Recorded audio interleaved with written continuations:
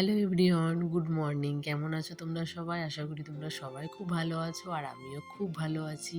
পিয়াসলি ব্লগে তোমাদেরকে সবাইকে আবারও অনেক স্বাগত জানিয়ে ভিডিওটা শুরু করছি। আশা রাখছি আজকের ভিডিওটাও তোমাদের খুব ভালো লাগবে।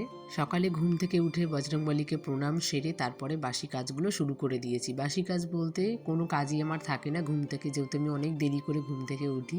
তো তারপরে যতটুকু কাজ আমার করতে থাকে আমি সেইটুকুই পরিষ্কার করে নিই, তারপরে আমি স্নানটা করে আসি।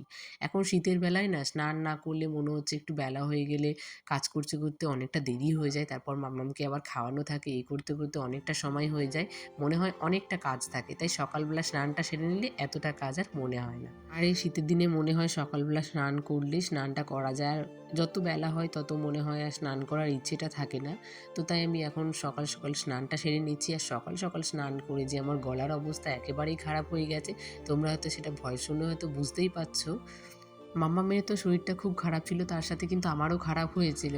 কিন্তু আমারটা এখনও কমেনি, মাম্মামেরটা অল্প একটু কমেছে, কিন্তু আমার জন্য মাম্মামের ঠান্ডাটা আরও একটু বেশি হয়ে গেছে। তো যাই হোক, কথা বলতে বলতে আমার অনেকটা কাজ কিন্তু হয়ে গেছে। সকালবেলার বাসি কাজ প্রায়ের দিকে কমপ্লিট হয়ে যাবে। তারপর ওকে আমি একটু চা করে দেবো, যেহেতু এখন শীতের সময় একটু চাটা দিই। আর সকালবেলা ও যেহেতু মর্নিংয়ে যায় প্রত্যেক দিন, তো আসার পরে ওর খিদে পেয়ে যায়, যেহেতু রাতেও খুব কম খাবার খেয়ে ঘুমায়, আর এই জন্য সকালবেলাও তাড়াতাড়ি ঘুম পেয়ে যায়।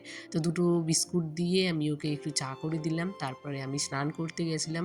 তারপর আমি স্নান সেরে এসে মাম্মাম দেখছি উঠে পড়েছে, তো ভাবলাম যে চলো কাজগুলো আগে পরে করব, তার আগে যে রান্নাবান্না আছে তো আমি সেগুলো করে নিই আর মাম্মামকে খাইয়ে নিই, তারপরে একটু ফ্রি হয়ে গেলে আজকে কিছুটা কাজ আছে সেই কাজগুলো কমপ্লিট করব।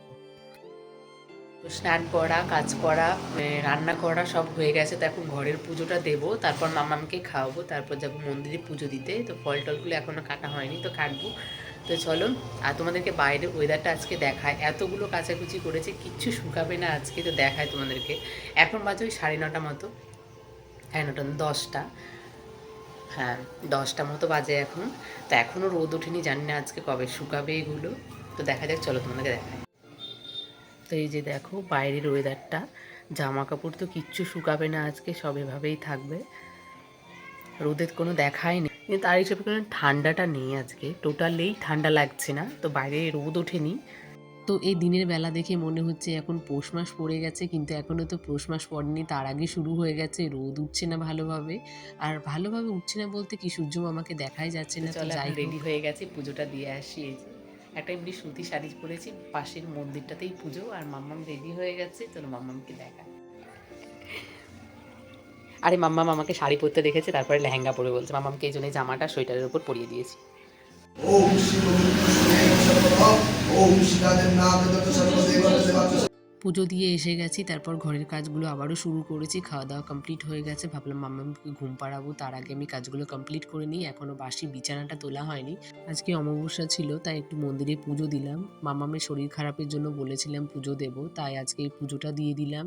আর ভেবেছিলাম যে বড় ব্ল্যাঙ্কেট যেটা আছে সেটা একটু রোদে দেবো, কিন্তু পারিনি, যেহেতু আমাদের ছাদ আছে অথচ সিঁড়ি নেই, তাই দিতে পারছি না। তো ইচ্ছে আছে এবার এই সিঁড়িটা করে নেওয়া, সিঁড়ি তার সাথে অনেকগুলো কাজ আছে, তো সেই কাজগুলো কমপ্লিট করব। তো দেখি ভগবান কতদূর কী করায়। আমরা নিজেদের হাতে আমাদের কোনো কিছুই নেই, ভগবান যতদিন না চাইবে ততদিন আমরা কিন্তু কোনো কিছুই করতে পারবো না। তো দেখি কতদিন আমাদের দিকে মুখ তুলে তাকায়, কতদিনে, তারপরে না হয় আমরা শুরু করব। পুরো মাসের আজকে বাজার নিয়ে এসেছে, তার মাঝখান থেকে আমি কি করে সংসারটাকে একা হাতে এভাবে ম্যানেজ করে প্রতিটা মাসে কিছু পয়সা বাঁচিয়ে নিজের ইচ্ছেগুলোকে পূরণ করি।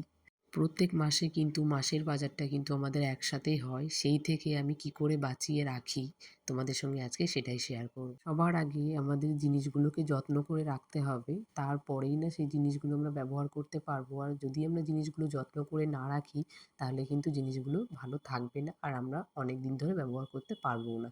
তাই আমি যেই জায়গাটায় রাখি, তো সেই জায়গাটা আমি একটু মোছামুছি করে নিলাম, তারপরে জিনিসগুলো সব রাখলাম। যেমন আমি তরকারিতে তেল কম খাই, সেখান থেকে কিন্তু তেলটাও বাঁচে। তেল যদি আমি প্রত্যেক দিন করে যদি 5 গ্রাম করে জমিয়ে রাখি, তাহলে কিন্তু মাসের শেষে কিন্তু অনেকটাই তেল বেঁচে যায়। তেল যেমন কম খায়, তার সাথে কিন্তু আমি জিরেটাও কম খাই। আমাদের জিরে আনলে যেটা ফোড়ঙে দিই সেইটুকুই আমার লাগে, আর বাকিটা আমাদের কোনো জিরে লাগে না। তো চলো আজকের মতো ভিডিওটা আমি এখানেই শেষ করছি।